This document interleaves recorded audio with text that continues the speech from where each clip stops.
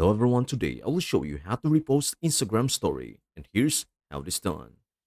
Open the story where you are tagged, you will find it in your DMs. Tap the share icon, the little airplane. You will see an option to add to your story. Tap it. Customize the story if you like, then share it. Instagram doesn't allow direct reposting of stories you are not tagged in, but here are two options. Screenshot method.